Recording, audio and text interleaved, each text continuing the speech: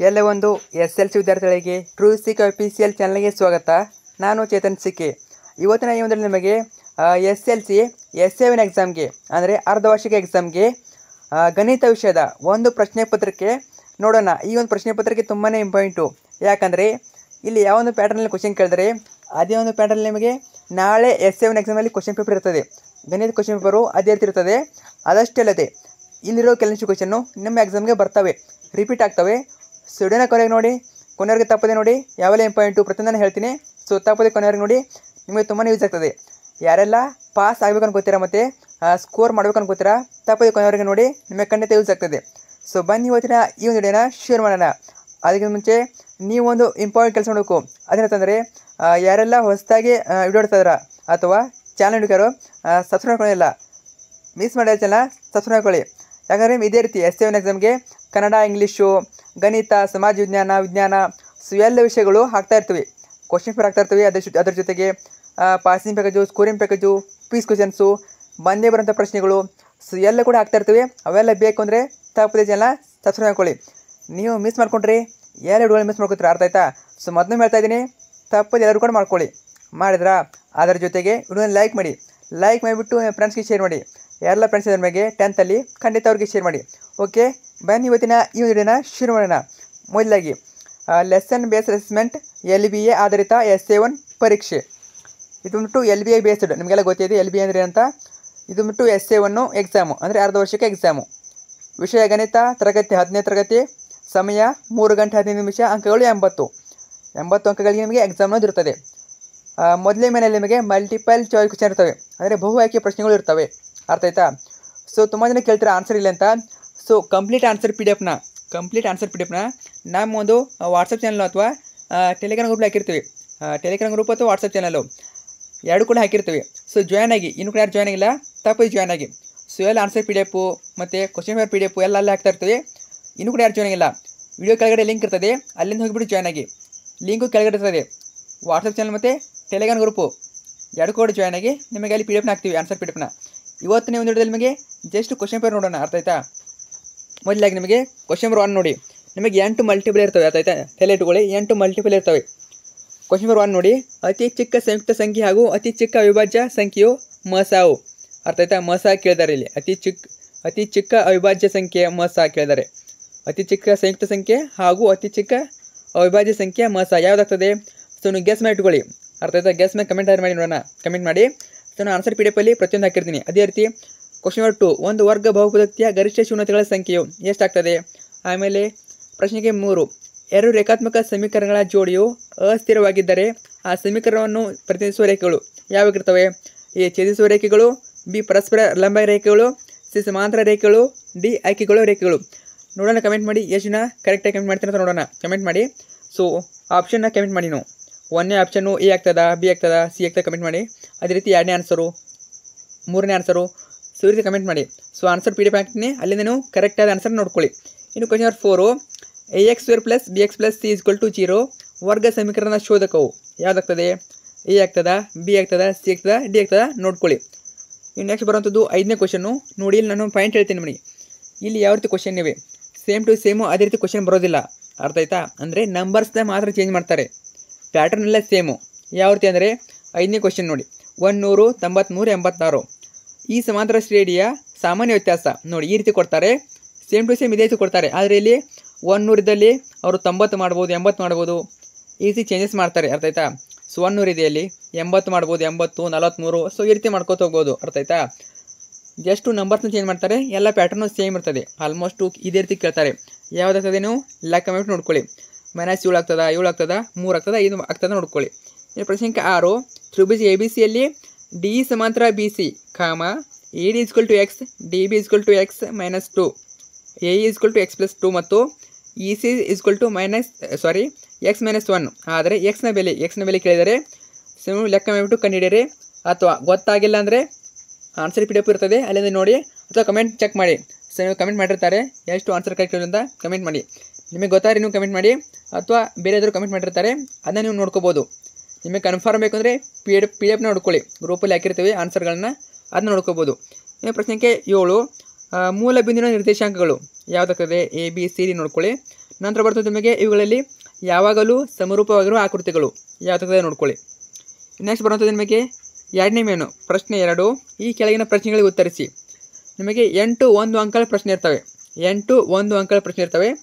ಪ್ರಶ್ನೆ 9 ಅಂಕಗಣಿತದ ಮೂಲ ಪ್ರಮೇಯವನ್ನು ನಿರೂಪಿಸಿ. ನೋಡಿ, ಅಂಕಗಣಿತ ಮೂಲ ಪ್ರಮೇಯ ನಿರೂಪಿಸಿ. ತುಂಬ ಜನ ಗೊತ್ತಿರ ಪ್ರಮೇಯ ಅಂತ, ಇದು ಜಸ್ಟ್ ಹೇಳಿಕೆ ಮಾತ್ರ. ಅರ್ಥ ಆಯ್ತಾ? ಅವ್ರು 1 ಮಾರ್ಕ್ಸಿಗೆ ಕೇಳಿದರೆ ಜಸ್ಟ್ ಹೇಳಿಕೆನ ಬರೀಬೇಕು, ತಲೆ ಇಟ್ಕೊಳ್ಳಿ. ನೆಕ್ಸ್ಟ್ ಬರುವಂಥದ್ದು ನಿಮಗೆ 10ನೇ ಪ್ರಶ್ನೆ, ಕೊಟ್ಟಿರುವ ನಕ್ಷೆಯಿಂದ P × X ಬಹುಪದೋಕ್ತಿಯ ಶೂನ್ಯತೆಗಳ ಸಂಖ್ಯೆಯನ್ನು ಕಂಡುಹಿಡಿಯಿರಿ. ಈಗ ಕೊಟ್ಟಿರ್ತಾರೆ ಒಂದು ಚಿತ್ರ ಕೊಟ್ಟಿದ್ದ ನೋಡಿ, ಅದರಲ್ಲಿ ನೀವು ಏನು ಕಂಡುಹಿಡಬೇಕು? P ಆಫ್ ಎಕ್ಸ್ನ ಬಹುಪದೋಕ್ತಿಯ ಶೂನ್ಯತೆಗಳ ಸಂಖ್ಯೆ ನೋಡ್ಬೇಕು ನೀವು. ಎಕ್ಸ್ ಮೇಲೆ ಎಷ್ಟು ಬಾರಿ ರೇಖೆಗಳು ಹಾದು ಹೋಗಿದೆ, ಸೊ ಅದೇ ಶೂನ್ಯತೆಗಳ ಸಂಖ್ಯೆ ಇರ್ತದೆ. ನೋಡ್ಕೊಳ್ಳಿ, ಚಾರ್ಟಲ್ಲಿ ಇರ್ತದೆ, ವೇಟ್ ಮಾಡಿ. ಸೊ ನೆಕ್ಸ್ಟ್ ಬರುವಂಥದ್ದು ನಿಮಗೆ ಅದೇ ರೀತಿ 11ನೇ ಕ್ವಶನ್ನು, ಪರಸ್ಪರ ಛೇದಿಸುವ ರೇಖೆಗಳನ್ನು ಪ್ರತಿನಿಧಿಸುವ ರೇಖಾತ್ಮಕ ಸಮೀಕರಣ ಜೋಡಿಯು ಎಷ್ಟು ಪರಿಹಾರಗಳನ್ನು ಹೊಂದಿರುತ್ತದೆ ಅಥವಾ ಹೊಂದಿರುತ್ತವೆ ನೋಡಿ. ಪಾಯಿಂಟ್ ಹೇಳ್ತೀನಿ ನಿಮ್ಗಂದಲ್ಲಿ. ಸೊ ಇದೇ ರೀತಿ ಕ್ವಶನ್ ಕೇಳ್ತಾರೆ, ಹೇಳಿಕೆಗಳನ್ನ ಕೇಳ್ತಾರೆ. ಈ ರೀತಿ ಒಂದು ವಾಕ್ಯವನ್ನು ಕೊಡ್ತಾರೆ, ಪರಸ್ಪರ ಛೇದಿಸುವ ರೇಖೆಗಳನ್ನು ಪ್ರತಿನಿಧಿಸುವ ರೇಖಾತ್ಮಕ ಸಮೀಕರಣ ಜೋಡಿಯು ಎಷ್ಟು ಪರಿಹಾರಗಳು ಹೊಂದಿವೆ, ಈ ರೀತಿ ಕ್ವಶನ್ ಕೇಳ್ತಾರೆ. ಅದೇ ರೀತಿ ಪ್ರಶ್ನೆ 12, 2 ಅನುಕ್ರಮ ಧನ ಪೂರ್ಣಾಂಕಗಳ ಗುಣಲಬ್ಧ 306 ಆಗಿದೆ. ಈ ಹೇಳಿಕೆಯನ್ನು ವರ್ಗ ಸಮೀಕರಣದ ಆದರ್ಶ ರೂಪದಲ್ಲಿ ಬರೆಯಿರಿ. ಈ ರೀತಿ ಆದರ್ಶ ರೂಪದಲ್ಲಿ ಬರೆಯೋಕೆ ಕೇಳ್ತಾರೆ. ನಂತರ 13ನೇ ಕ್ವಶನು, 4, x, 28 ಇವು ಸಮಾಂತರ ಶ್ರೇಣಿಯಲ್ಲಿದ್ದರೆ ಎಕ್ಸ್ನ ಬೆಲೆ ಕಂಡುಹಿಡಿಯಿರಿ. ನೋಡಿ, ಈ ರೀತಿ ಕೊಡ್ತಾರೆ. 4 ಕೊಟ್ಟಿದ್ದಾರೆ, ಅಲ್ಲಿ ನೀವು ಎಕ್ಸ್ ಅಂತ ಕೊಟ್ಟಿದ್ದಾರೆ, ಆಮೇಲೆ 28 ಕೊಟ್ಟಿದ್ದಾರೆ. ಇಲ್ಲಿ ನೀವು ಎಕ್ಸ್ನ ಬೆಲೆನ ಕಂಡುಹಿಡಿಯಬೇಕು. ಇವಕ್ಕೆಲ್ಲ ಸೂತ್ರ ಇವೆ, ಆ ಸೂತ್ರ ಹಾಕಿದರೆ ನಿಮಗೆ ಆನ್ಸರ್ ಒಂದು ಸಿಗ್ತದೆ. ಅರ್ಥ ಆಯ್ತಾ? ಆಲ್ಮೋಸ್ಟ್ ಗೊತ್ತಿದೆ ಅನ್ಕೋತೀನಿ. ಇನ್ನು ಪ್ರಶ್ನೆ 14, ಮೂಲ ಸಮಾನುಪಾತಿಯ ಅಥವಾ ತೇಲ್ಸ್ನ ಪ್ರಮೇಯವನ್ನು ನಿರೂಪಿಸಿ. ನೋಡಿ, ತುಂಬ ಜನ ಅನ್ಕೋತೀರಾ ಏನು ತೇಲ್ಸ ಪ್ರಮೇಯ ಕೊಟ್ಟಿದ್ದಾರೆ, ಪ್ರಮೇಯನ ಬರೆದ್ಬಿಡ್ತೀರಾ. ನೋಡಿ, ಅವರು ಮೊದಲು ಕ್ವಶನ್ ಎಷ್ಟು ಅಂಕಗಳಿಗೆ ಕೇಳಿದ್ದಾರೆ, ಎಷ್ಟು ಮಾರ್ಕ್ಸಿಗೆ ಕ್ವಶನ್ಗಳನ್ನ ಕೇಳಿದ್ದಾರೆ ಅದನ್ನ ನೋಡ್ಕೊಳ್ಳಿ. ಇಲ್ಲಿ ಎಷ್ಟು ಮಾರ್ಕ್ಸಿಗೆ ಇದು? 1 ಮಾರ್ಕ್ಸಿಗೆ. 1 ಮಾರ್ಕ್ಸಿಗೆ ಪ್ರಮೇಯ ಯಾವ್ದು ಬರೀತಾರಾ? ಸೊ ತುಂಬ ಜನ ಇದ್ದಾರೆ ಬೇರೆಯವರು. ಸೊ ಆ ರೀತಿ ಮಾಡೋಕೋಬೇಡಿ ನೀವು. ಅವ್ರು 1 ಮಾರ್ಕ್ಸಿಗೆ ಕೇಳಿದಾರೆ ಅಂದರೆ ಏನು ಕೇಳಿರ್ತಾರೆ? ಅವ್ರು ಏನು ಕೇಳಿರ್ತಾರೆ? ಹೇಳಿಕೆಯನ್ನು ಕೇಳಿರ್ತಾರೆ, ಪ್ರಮೇಯದ ಹೇಳಿಕೆಯನ್ನು ಕೇಳಿರ್ತಾರೆ, ಅಂದರೆ ಅರ್ಥಗಳನ್ನು ಕೇಳಿರ್ತಾರೆ. ಈಗ ನೀವೇನು ಬರಬೇಕು? ಪ್ರಮೇಯದ ಅರ್ಥ ಬರೀಬೇಕು ಅಥವಾ ಹೇಳಿಕೆನ ಬರೀಬೇಕು. ಅರ್ಥ ಆಯ್ತಾ? ನೀವು ತುಂಬ ಜನ ಅನ್ಕೊಂಡಿರ್ತೀರಾ ನಿಮಗೆ ಪ್ರಮೇಯ ಬಂತು ಅಂದರೆ ಸಾಕು. ಅಲ್ಲ, ಆ ರೀತಿ ಅಲ್ಲ. ಮೇನಾಗಿ ಹೇಳಿಕೆ ಬೇಕು. ಪ್ರಮೇಯದಲ್ಲೂ ಕೂಡ ಹೇಳಿಕೆ ಬರಬೇಕು, ಮತ್ತು 1 ಮಾರ್ಕ್ಸಿಗೆ ಕೂಡ ನಿಮಗೆ ಹೇಳಿಕೆನೇ ಕೇಳ್ತಾರೆ, ಫಿಕ್ಸ್ ಕೇಳ್ತಾರೆ. ಇಲ್ಲಿ ತೇಲ್ಸ್ ಕೇಳಿದ್ದಾರೆ, ಪೈಥಾಗರಸ್ ಕೇಳ್ಬೋದು, ಕೋನ ಕೇಳ್ಬೋದು, ಯಾವ್ದು ಬೇಕಾದ್ರೂ ಕೇಳ್ಬೋದು, ಅಥವಾ ವೃತ್ತಗಳ ಮೇಲೆ ಕೂಡ ಕೇಳ್ಬೋದು. ಅರ್ಥ ಆಯ್ತಾ? 4 ಪ್ರಮೇಯ ಪ್ಲಸ್ 2 ವೃತ್ತಗಳ ಪ್ರಮೇಯ, ಒಂದನ್ನು ಕೇಳ್ತಾರೆ ಫಿಕ್ಸು. ಚೆನ್ನಾಗಿ ಓದ್ಕೊಳ್ಳಿ. ಇನ್ನು ಪ್ರಶ್ನೆ 15, ಮೂಲ ಬಿಂದುವಿಂದ 6, 8 ಬಿಂದುವಿನಿಂದ ದೂರವನ್ನು ಕೊಂಡಿರಿ. ನೋಡಿ, ದೂರ 1 ಮಾರ್ಕ್ಸಲ್ಲಿ ಕ್ವಶನ್ ಕೇಳ್ತಾರೆ. ನೀವು ಅನ್ಕೊಂಡಿರ್ತಾರ 2 ಮಾರ್ಕ್ಸಲ್ಲಿ, 3 ಮಾರ್ಕ್ಸಲ್ಲಿ, 4 ಮಾರ್ಕ್ಸಲ್ಲಿ ಮಾತ್ರ ಕೇಳ್ತಾರೆ ಅಂತ. ನೋಡಿ, 1 ಮಾರ್ಕ್ಸಲ್ಲೂ ಕೂಡ ಕೇಳ್ತಾರೆ. ಆ ರೀತಿ ಕ್ವಶನ್ಗಳನ್ನ ಕೇಳ್ತಾರೆ. ಸೊ ಪ್ಯಾಟರ್ನು ಸ್ವಲ್ಪ ಚೇಂಜ್ ಆಗ್ಬೋದು, ಅಷ್ಟೊಂದು ಸೇಮ್ ಇರುತ್ತೆ ಅಂತ ಹೇಳೋಕ್ಕಾಗಲ್ಲ. ಸ್ವಲ್ಪ ತುಂಬ ಏನು ಚೇಂಜ್ ಆಗೋದಿಲ್ಲ, ಸೇಮ್ ಪ್ಯಾಟರ್ನ್ ಇರ್ತದೆ. ಚೆನ್ನಾಗಿ ಓದ್ಕೊಂಡೋಗಿ. ಇನ್ನು ಪ್ರಶ್ನೆ 16, 2, 3 ಮತ್ತು 4, 3 ಬಿಂದುಗಳನ್ನು ಸೇರಿಸುವ ರೇಖಾಖಂಡದ ಮಧ್ಯ ಬಿಂದುವಿನ ನಿರ್ದೇಶಾಂಕ ಕೇಳ್ತಾರೆ. ನೋಡಿ, ನಿರ್ದೇಶಾಂಕ ಕೂಡ 1 ಮಾರ್ಕ್ಸಿಗೆ ಕ್ವಶನ್ನ ಕೇಳ್ತಾರೆ. ನೋಡ್ಕೊಳ್ಳಿ, ಕಂಡು ಹಿಡ್ಕೊಳ್ಳಿ. ಸೂತ್ರ ಹಾಕಿದರೆ ನಿಮಗೆ ಸಿಕ್ಬಿಡ್ತದೆ. ಅಷ್ಟೊಂದು ಟಫ್ ಏನು ಇರೋದಿಲ್ಲ, ಕ್ವಶನ್ಸು ಈಸಿ ಇರ್ತವೆ. ಇನ್ನು ಪ್ರಶ್ನೆ 3 ಅಂದರೆ 3ನೇ ಮೇನಲ್ಲಿ ಈ ಕೆಳಗಿನ ಪ್ರಶ್ನೆಗಳಿಗೆ ಉತ್ತರಿಸಿ. ಇವು ಬಂದ್ಬಿಟ್ಟು 2 ಅಂಕಗಳ ಪ್ರಶ್ನೆಗಳು. ನಿಮಗೆ 2 ಅಂಕ ಪ್ರಶ್ನೆಗಳು 8 ಇರ್ತವೆ, ಟೋಟಲಾಗಿ 16 ಮಾರ್ಕ್ಸು. ತುಂಬ ಜನ ಆನ್ಸರ್ ಬೇಕು ಅಂತೀರಾ, ಸೊ ಪ್ರತಿಯೊಂದು ಆನ್ಸರ್ ಕೊಡಲ್ಲ.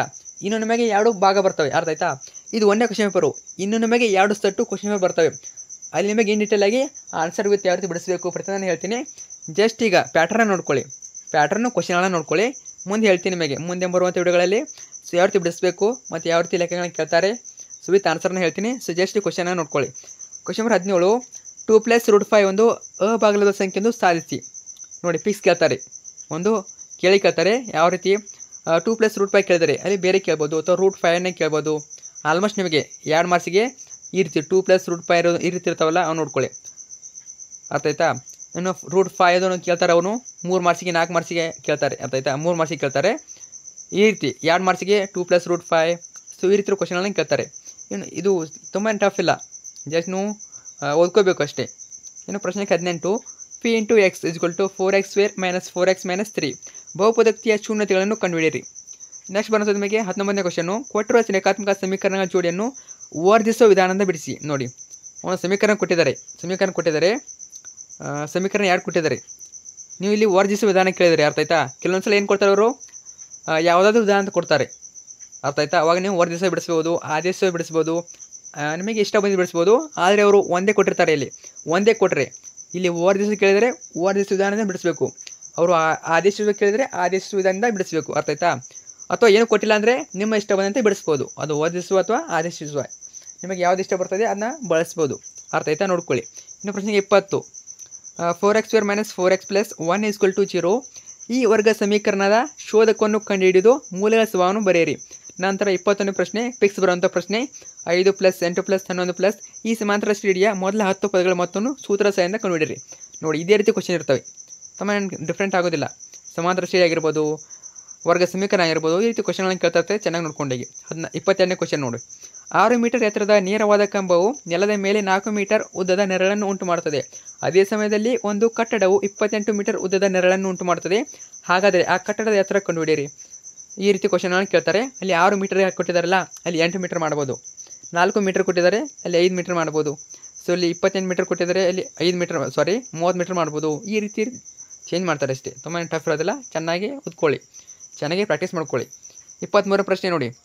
ಎ 5, -7 ಮತ್ತು ಬಿ 1, -3 ಬಿಂದುಗಳ ನಡುವಿನ ದೂರವನ್ನು ಕಂಡುಹಿಡಿಯಿರಿ. ನೋಡಿ, ದೂರ ಸೂತ್ರ ಹಾಕಿದರೆ ಆನ್ಸರ್ ಬಂದುಬಿಡ್ತದೆ. ನೋಡಿ, ಈ ರೀತಿ ಇರೋ ಕ್ವಶನ್ ಮೊದಲು ಓದ್ಕೊಳ್ಳಿ. ತುಂಬ ಈಸಿ ಇರೋ ಕ್ವಶನ್ ಮೊದಲು ಓದ್ಕೊಳ್ಳಿ. ಆಮೇಲೆ ತುಂಬ ಟಫ್ ಇರ್ತಾವಲ್ಲ ಅವನ್ನ ಲಾಸ್ಟಿಗೆ ಓದ್ಕೊಳ್ಳಿ, ಮಿಸ್ ಮಾಡೋಕೋಬೇಡಿ. ಇಲ್ಲಿ ಯಾವ ರೀತಿ ಕ್ವಶನ್ ಕೇಳಿದರೆ ಚೆನ್ನಾಗಿ ನೋಡ್ಕೊಳ್ಳಿ. ಇದು ಜಸ್ಟ್ ಒಂದೇ ಕ್ವಶನ್ ಬರೋ, ಇನ್ನೂ 2 ಬರ್ತವೆ, ಅವನು ಕೂಡ ಚೆನ್ನಾಗಿ ನೋಡ್ಕೊಳ್ಳಿ, ಅರ್ಥ ಆಯ್ತಾ. 24ನೇ ಕ್ವಶನು. ಇದು ಕೂಡ ಏನು ಕೇಳಿದ್ದಾರೆ, ವರ್ಗ ಸಮೀಕರಣ 2 ಸಮವಾದ ವಾಸ್ತವ ಮೂಲಗಳನ್ನು ಹೊಂದಿದ್ದರೆ ಕೆ ಯ ಮೇಲೆ ಕೇಳಿದ್ದಾರೆ. ನೋಡಿ, ಕೆ ನ ಮೇಲೆ ಒಂದು ಕ್ವಶನ್ ಫಿಕ್ಸ್ ಬರ್ತದೆ, ಡೌಟೇ ಇಲ್ಲ. ಒಂದು ಸಮೀಕರಣ ಕೊಡ್ತಾರೆ, ಅಲ್ಲಿ ಕೆ ನ ಬೆಲೆ ಕೇಳ್ತಾರೆ, ನೀವು ಕಂಡು ಹಿಡಿಯಬೇಕು. ನಿಮಗೆ ಯಾವ ವಿಧಾನ ಬರ್ತದೆ ಆ ವಿಧಾನದಿಂದ ಕಂಡು ಹಿಡೀರಿ. ಇನ್ನು ಕೆಳಗಿನ ಪ್ರಶ್ನೆಗಳಿಗೆ ಉತ್ತರಿಸಿ. 3 ಅಂಕಗಳ ಪ್ರಶ್ನೆಗಳು, ಅರ್ಥ ಆಯ್ತಾ. 3 ಅಂಕಗಳ ಪ್ರಶ್ನೆಗೆ 9 ಇರ್ತವೆ, ಟೋಟಲಾಗಿ 27 ಮಾರ್ಕ್ಸು. ಎಷ್ಟು 9 ಇರ್ತವೆ, ಪ್ರತಿಯೊಂದಕ್ಕೂ 3 ಅಂಕ, ಟೋಟಲಾಗಿ 27 ಮಾರ್ಕ್ಸ್. 25ನೇ ಕ್ವಶನ್ ನೋಡಿ. 519, 92 ಈ ಪೂರ್ಣಾಂಕಗಳ ಲಸ ಮತ್ತು ಮಸಗಳನ್ನು ಅವಿಭಾಜ್ಯ ಅಪವರ್ತನ ವಿಧಾನದ ಕಂಡುಹಿಡಿದು ಲಸ ಇಂಟು ಮಸ ಆ 2 ಪೂರ್ಣಾಂಕಗಳ ಗುಣಲಬ್ಧ ಎಂಬುದನ್ನು ತಾಳೆ ನೋಡಿ. ನೋಡಿ ಯಾವ ರೀತಿ ಕೇಳ್ಬೋದು ಕ್ವಶನ್ ಅಂತ ತುಂಬ ಜನ ಅನ್ಕೋತಿರ್ತಾರೆ. ತುಂಬಾ ಈಸಿ ಕ್ವಶನ್ಸ್ ಇರ್ತವೆ. ಸೊ ಅಷ್ಟೊಂದು ಈಸಿನೂ ಇರೋದಿಲ್ಲ, ಅಷ್ಟೊಂದು ಟಫ್ ಕೂಡ ಇರೋದಿಲ್ಲ, ಸ್ವಲ್ಪ ಮೀಡಿಯಮ್ ಆಗಿರ್ತವೆ. ಯಾರಿಗೆ ಈಸಿ ಆಗ್ತವೆ ಅಂದರೆ, ಯಾರೆಲ್ಲ ಕ್ವಶನ್ ಪೇಪರ್ನ ಪ್ರಾಕ್ಟೀಸ್ ಮಾಡ್ಕೊಂಡು ಹೋಗಿರ್ತೀರ ಅವರಿಗೆ ತುಂಬ ಈಸಿ ಆಗ್ತವೆ. ಸೊ ಅದಕ್ಕೆ ನಾನು ಹೇಳ್ತಾ ಇರ್ತೀನಿ, ಚೆನ್ನಾಗಿ ಓದ್ಕೊಳ್ಳಿ. ಕ್ವಶನ್ ಪೇಪರ್ ತುಂಬಾ ಇಂಪಾರ್ಟೆಂಟು. ಮೇನಾಗಿ ನೀವು ಇದನ್ನು ಓದ್ಕೊಂಡು ಹೋಗಿರಬೇಕು. ಅಲ್ಲಿ ನಿಮಗೆ ಕ್ವಶನ್ನೇ ಗೊತ್ತಿಲ್ಲ ಅಂದರೆ ಏನು ಬರೀತೀರಾ? ಸೊ ಬುಕ್ಕಲ್ಲಿರೋದು ಹಾಗೆ ಬರೋದಿಲ್ಲ, ಅವರು ಡಿಫ್ರೆಂಟಾಗಿ ಕೇಳ್ತಾರೆ. ಇವಾಗ ನೀವು ಕ್ವಶನ್ ಪೇಪರ್ ನೋಡ್ಕೋತೀರಾ, ಅವಾಗ ನೀವು ಈಸಿಯಾಗಿ ಆನ್ಸರ್ ಮಾಡ್ಬೋದು. ನೋಡಿ, ಇದೇ ರೀತಿ 26ನೇ ಪ್ರಶ್ನೆ. ಈ ವರ್ಗ ಬಹುಪದೋಕ್ತಿಯ ಶೂನ್ಯತೆಗಳನ್ನು ಕಂಡುಹಿಡಿಯಿರಿ ಹಾಗೂ ಶೂನ್ಯತೆಗಳು ಮತ್ತು ಸಹಗುಣಗಳ ಕಂಡುಹಿಡಿಯೋಣ ಸಂಬಂಧ ತಾಳೆ ನೋಡಿ. ನೋಡಿ, ಶೂನ್ಯತೆಗಳನ್ನ ಕಂಡುಹಿಡಿಯಬೇಕು, ಆಮೇಲೆ ತಾಳೆ ನೋಡಬೇಕು. ಆದ್ದರಿಂದ ಅದಕ್ಕೆ 3 ಮಾರ್ಕ್ಸ್ ಕೊಟ್ಟಿದ್ದಾರೆ. ಎಷ್ಟು ಕಂಡುಹಿಡಿಯೋದಾದರೆ 2 ಮಾರ್ಕ್ಸ್ ಇರ್ತದೆ, ತಾಳೆ ನೋಡಿದೆ ಅದಕ್ಕೆ 3 ಮಾರ್ಕ್ಸು. ಇನ್ನೆಷ್ಟು 27ನೇ ಕ್ವಶನ್. ಇದೇ ರೀತಿ ಕ್ವಶನ್ಗಳನ್ನ ಕೇಳ್ತಾರೆ. ಸೊ ನೀವು ಪಾಸ್ ಮಾಡಿಟ್ಟು ನೋಡ್ಕೊಳ್ಳಿ, ಪ್ರತಿಯೊಂದು ನಾನು ಓದ್ತಾ ಕೊಡಲ್ಲ. ಸೊ ಎಲ್ಲ ಕೂಡ ಕ್ವಶನ್ನು ಬರ್ತಾವೆ ನಮ್ಮ ಎಕ್ಸಾಮ್ಗೆ. ಸಮಾಂತರ ಶ್ರೇಣಿ ಮೇಲಂತೂ ಫಿಕ್ಸ್ ಬಂದೇ ಬರ್ತವೆ. 33ನೇ ಕ್ವಶನ್ ನೋಡಿ. √5 ಒಂದು ಅಭಾಗಲಬ್ಧ ಸಂಖ್ಯೆ ಅಂತ ಸಾಧಿಸಿ. ಆಗಲೇ ಹೇಳಿದ್ನಲ್ಲ, 2 + √3 ಈ ರೀತಿ ಇದ್ದರೆ ಅದನ್ನ 2 ಮಾರ್ಕ್ಸಿಗೆ ಕೇಳ್ತಾರೆ, ಅದು ಕೇಳ್ತಾರೆ, ಪ್ಲಸ್ ಇದನ್ನು ಕೇಳ್ತಾರೆ. ಇಲ್ಲಿ √5 ಇಂಪಾರ್ಟೆಂಟು, ಆಮೇಲೆ √2 ಕೇಳ್ಬೋದು. √2 √5 ವೆರಿ ಇಂಪಾರ್ಟೆಂಟು. 2 ಒಂದನ್ನು ಕೇಳ್ಬೋದು ನಿಮಗೆ 3 ಮಾರ್ಕ್ಸಿಗೆ. ನಿಮಗೆ ರೂಟ್ ಮೇಲೆ 3 ಮಾರ್ಕ್ಸಿಗೆ ಕೇಳ್ತಾರೆ ಮತ್ತು 2 ಮಾರ್ಕ್ಸಿಗೆ ಕೇಳ್ತಾರೆ. ಟೋಟಲಾಗಿ 5 ಮಾರ್ಕ್ಸ್ ನಿಮಗೆ ರೂಟಿಗೆ ಕೇಳ್ತಾರೆ, ಅರ್ಥ ಆಯ್ತಾ. 3 ಮಾರ್ಕ್ಸಿಗೆ ಕೂಡ ಒಂದಿರ್ತದೆ. ನೆಕ್ಸ್ಟ್ ಬರುವಂಥ ನಿಮಗೆ 4 ಅಂಕಗಳ ಪ್ರಶ್ನೆಗಳು. ನಿಮಗೆ 4 ಅಂಕ ಪ್ರಶ್ನೆಗಳು 4 ಇರ್ತವೆ, ಟೋಟಲಾಗಿ 16 ಮಾರ್ಕ್ಸು. ಇಲ್ಲಿ ಕೂಡ 34ನೇ ಪ್ರಶ್ನೆ ನೋಡಿ. ಕೊಟ್ಟಿರುವ ರೇಖಾತ್ಮಕ ಸಮೀಕರಣ ಜೋಡಿಗೆ ನಕ್ಷೆ ವಿಧಾನದಿಂದ ಪರಿಹಾರವನ್ನು ಕಂಡುಹಿಡಿಯಿರಿ. ಫಿಕ್ಸ್ ಇರ್ತದೆ. ಫಿಕ್ಸ್ ಇರುವಂಥ ಪ್ರಶ್ನೆ ನಕ್ಷೆ ವಿಧಾನ. ಗ್ರಾಫ್ ಹಾಕೋದು ನೋಡಿ, ಅಷ್ಟೊಂದು ಟಫ್ ಏನು ಕ್ವಶನ್ ಇಲ್ಲ. ಈ ರೀತಿ 2 ಸಮೀಕರಣ ಕೊಟ್ಟಿರ್ತಾರೆ, ಇದಕ್ಕೆ ಗ್ರಾಫ್ ಹಾಕಬೇಕು. ಸೊ ಆಲ್ಮೋಸ್ಟು ಕಲ್ತಿದ್ರೆ ಅನ್ಕೋತೀನಿ, ನೋಡ್ಕೊಳ್ಳಿ ಯಾವ ರೀತಿ ಕೊಟ್ಟಿದ್ದಾರೆ ಅಂತ. ಇನ್ನು 35ನೇ ಕ್ವಶನ್. ಎ ಮತ್ತು ಬಿ ಎಂಬ ವಿದ್ಯಾರ್ಥಿಗಳ ವಯಸ್ಸು ಕ್ರಮವಾಗಿ 19 ವರ್ಷಗಳು ಮತ್ತು 15 ವರ್ಷಗಳಾಗಿವೆ. ಎಷ್ಟು ವರ್ಷಗಳ ನಂತರ ಇವರಿಬ್ಬರ ವಯಸ್ಸುಗಳು ಗುಣಲಬ್ಧವು 480 ಆಗುತ್ತದೆ, ಕಂಡುಹಿಡಿಯಿರಿ. ಇದೇ ರೀತಿ 36ನೇ ಕ್ವಶನು. ಒಂದು ಸಮಾಂತರ ಶ್ರೇಣಿಯ 7ನೇ ಪದವು ಅದರ 2ನೇ ಪದದ 4ರಷ್ಟಿದೆ ಹಾಗೂ ಶ್ರೇಣಿಯ 12ನೇ ಪದವು 4ನೇ ಪದದ 3ರಷ್ಟಕ್ಕಿಂತ 2 ಹೆಚ್ಚಾಗಿದೆ. ಹಾಗಾದರೆ ಆ ಶ್ರೇಣಿಯನ್ನು ಕಂಡುಹಿಡಿಯಿರಿ. ಇದೇ ರೀತಿ ಕ್ವಶನ್ ಕೇಳ್ತಾರೆ. 37ನೇ ಕ್ವಶನು. 2 ತ್ರಿಭುಜಗಳಲ್ಲಿ ಅನುರೂಪ ಕೋನಗಳು ಸಮವಾದರೆ ಅವುಗಳ ಅನುರೂಪ ಬಾಹುಗಳ ಅನುಪಾತ ಆಗಬೇಕದು. ಅನುಪಾತಗಳು ಸಮ ಅಥವಾ ಸಮಾನುಪಾತದಲ್ಲಿರ್ತವೆ ಎಂದು ಸಾಧಿಸಿ. ನೋಡಿ, ನಿಮ್ಮೊಂದು ಪಾಯಿಂಟ್ ಹೇಳ್ತೀನಿ. ಏನಂತಂದರೆ, ಅವರು ಪ್ರಮೇಯದ ಹೆಸರನ್ನು ಕೊಡೋದಿಲ್ಲ, ಅರ್ಥ ಆಯ್ತಾ. ಪ್ರಮೇಯದ ಹೆಸರನ್ನು ಕೊಡೋದಿಲ್ಲ, ಅದರ ಬದಲಾಗಿ ಪ್ರಮೇಯದ ಹೇಳಿಕೆಯನ್ನು ಕೊಡ್ತಾರೆ. ಅಥವಾ ಕೆಲಸ ಹೆಸರು ಕೊಡ್ಬೋದು, ತುಂಬ ಕಡಿಮೆ. ಆದರೆ ನೀವು ಹೇಳಿಕೆನೇ ನೋಡ್ಕೊಳ್ಬೇಕು. ತುಂಬ ಜನ ನೋಡ್ಕೊಂಡಿರ್ತಾರೆ. TLS ಪ್ರಮೇಯ ಥಿಯಲ್ಸ್ ಅಂತ ಹೆಸರು ನೆನಪಿಟ್ಕೊಂಡಿರ್ತಾರೆ, ಅಷ್ಟೇ ಅಲ್ಲ ಅದರ ಹೇಳಿಕೆ ನೆನಪಿರಬೇಕು. ಪೈಥಾಗೋರಸ್ ಪ್ರಮೇಯದ ಹೇಳಿಕೆ ನೆನಪಿರಬೇಕು. ಕೋನ ಪ್ರಮೇಯದ ಹೇಳಿಕೆ ನೆನಪಿರಬೇಕು. ಸೊ ಎಲ್ಲ ಪ್ರಮೇಯಗಳು, ಅದು ವೃತ್ತ ಆಗಿರ್ಬೋದು. ಸೊ ನಿಮಗೆ 4 ಪ್ರಮೇಯ ಪ್ಲಸ್ 2 ಪ್ರಮೇಯ 6 ಪ್ರಮೇಯದ ಹೇಳಿಕೆಗಳು ನೆನಪಿರಬೇಕು. ಸೊ ಚೆನ್ನಾಗಿ ನೋಡ್ಕೊಳ್ಳಿ. ಇದು ಕೂಡ ನಿಮಗೆ 4 ಮಾರ್ಕ್ಸಿಗೆ ಕೇಳ್ತಾರೆ. ನೆಕ್ಸ್ಟು 6ನೇ ಮೇನಲ್ಲಿ ಈ ಕೆಳಗಿನ ಪ್ರಶ್ನೆಗಳಿಗೆ ಉತ್ತರಿಸಿ. 5 ಮಾರ್ಕ್ಸಿಗೆ ಒಂದು ಕ್ವಶನ್ ಇರ್ತದೆ. ಯಾವ ರೀತಿ ಇರ್ತದೆ? ಇದು ಸಮಾಂತರ ಶ್ರೇಣಿ ಮೇಲೆ ಕೇಳ್ಬೋದು, ಅಥವಾ ನಿಮಗೆ ಅನ್ವಯಿಕ ಪ್ರಶ್ನೆಗಳನ್ನು ಕೇಳ್ಬೋದು. ಒಂದು ಚಿತ್ರವನ್ನು ಕೊಟ್ಬಿಟ್ಟು ಅದರ ಮೇಲೆ ಅನ್ವಯಿಕ ಪ್ರಶ್ನೆಗಳನ್ನು ಕೇಳ್ಬೋದು. ಅರ್ಥ ಆಯ್ತಾ? ಸೊ ಡಿಫೆಂಡು ಮುಂದೆ ಹೇಳ್ತೀನಿ ನಿಮಗೆ, ಕ್ವಶನ್ ಪೇಪರ್ ಬರ್ತಾವೆ ಇನ್ನೂ ಕೂಡ 2. ಸೊ ಅದರಲ್ಲಿ ಕೂಡ ಹೇಳ್ತೀನಿ ನಿಮಗೆ ಯಾವ ಕ್ವಶನ್ ಕೇಳ್ತಾರಂತ. ಮೇನಾಗಿ ಸಮಾಂತರ ಶ್ರೇಣಿ ಮೇಲೆ ಕೇಳ್ಬೋದು. ನೋಡ್ಕೊಳ್ಳಿ, ಒಂದು ಸಮಾಂತರ ಶ್ರೇಣಿಯ ಮೊದಲ n ಪದಗಳಿರೋ ಮೊತ್ತ 5n-n² ಆದರೆ ಸಮಾಂತರ ಶ್ರೇಣಿಯನ್ನು ಬರೆಯಿರಿ ಹಾಗೂ ಶ್ರೇಣಿ 21ನೇ ಪದವನ್ನು ಮತ್ತು ಮೊದಲ 21 ಪದಗಳ ಮೊತ್ತವನ್ನು ಕಂಡುಹಿಡಿಯಿರಿ. ಸೊ ನೋಡಿ, ಇದನ್ನ ಕಂಡುಹಿಡಬೇಕು. ನಿಮಗೆ ಬುಕ್ಕಲ್ಲಿ ಇವೆ, ಎಲ್ಲ ಪ್ರಾಬ್ಲಮ್ಸ್ ಇವೆ, ಇವು ಎಲ್ಲ ಲೆಕ್ಕಗಳಿವೆ. ಅವನು ಚೆನ್ನಾಗಿ ನೋಡ್ಕೊಳ್ಳಿ, ತುಂಬ ಡಿಫ್ರೆಂಟ್ ಆಗೋದಿಲ್ಲ. ಅದೇ ಟೈಪಲ್ಲಿ ಕೇಳ್ತಾರೆ, ಚೆನ್ನಾಗಿ ಓದ್ಕೊಳ್ಳಿ. ಮತ್ತು ಆನ್ಸರ್ PDF ಹಾಕ್ತೀನಿ, ಸಾಧ್ಯ ಆಗಿಲ್ಲ ಅಂದರೆ ಇನ್ನೂ ಕೂಡ 2 ಕ್ವಶನ್ ಬರ್ತವೆ, ಅಲ್ಲಿ ನಿಮಗೆ ಕಂಪ್ಲೀಟ್ ಆನ್ಸರ್ ಇರ್ತವೆ. ವಿತ್ ಆನ್ಸರ್ ಹೇಳ್ತೀನಿ. ಸೊ ಇದನ್ನ ಜಸ್ಟು ರೆಫರ್ ಆಗಿ ಮಾಡ್ಕೊಳ್ಳಿ, ಪ್ಯಾಟರ್ನ್ ನೋಡ್ಕೊಳ್ಳಿ. ಸೊ ಆನ್ಸರ್ ಸಾಧ್ಯ ಆದರೆ ಕಳಿಸ್ತೀನಿ, ಚೆಕ್ ಮಾಡ್ತಾರೆ ಗ್ರೂಪನ್ನು. ಸೊ ಫ್ರೆಂಡ್ಸ್ಗೆ ಶೇರ್ ಮಾಡಿ. ಈಗಾಗಲೇ ಚಾನಲ್ ನಿಮಗೆ ಕನ್ನಡ, ಇಂಗ್ಲೀಷು, ವಿಜ್ಞಾನ, ಸಮಾಜ ವಿಜ್ಞಾನ ಅವು ಕೂಡ ಇರ್ತವೆ. ಅವನು ಕೂಡ ಚೆನ್ನಾಗಿ ಓದ್ಕೊಳ್ಳಿ. ಎಲ್ಲರೂ ಕೂಡ ಆಲ್ ದಿ ಬೆಸ್ಟ್. ಎಕ್ಸಾಮ್ ಎಲ್ಲ ಚೆನ್ನಾಗ್ತವೆ. Thank you so much.